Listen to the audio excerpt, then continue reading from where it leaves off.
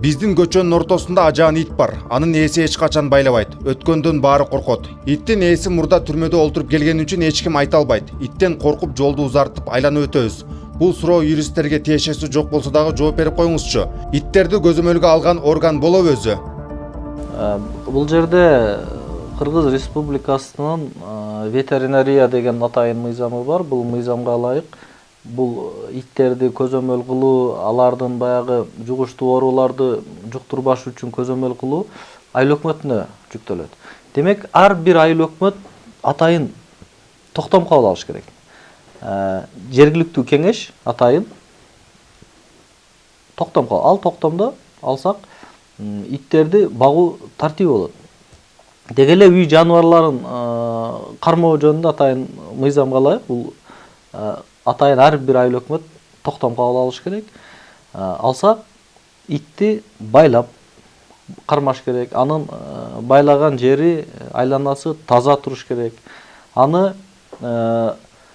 атайын дезинфекциядан өткөрүп туруш керек. Жылына аны баягы кутурма оорусуна, эхинококкоз деген мындай оорулар чыгып жатпайбы? Ошого каршы атайын мындай вакцинацияларды алып туруш керек.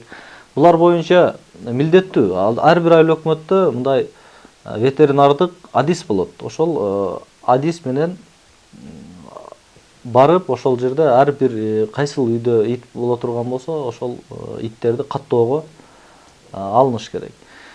Сиз сөзсүз түрдө бул боюнча сиздин укугуңуз, сиздин ар бир адамдын жогоруда айтпадыкпы, ар бир адамдын укугу бузулбаш керек деп. Ошондуктан сиз өзүңүз жашаган эле айыл өкмөт башчысына расмий арыз менен кайрылып коюңуз.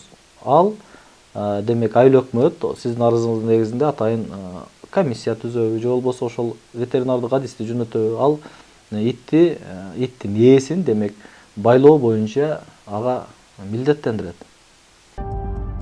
Кыргыз Республикасынын бузуулар жөнүндө кодекси 79-берене иттерди жана мышыктарды багуу эрежелерин бузуу, иттерди жана мышыктарды багуу эрежелерин бузуу эскертүүгө же биринчи категориядагы айыппул салууга алып келет.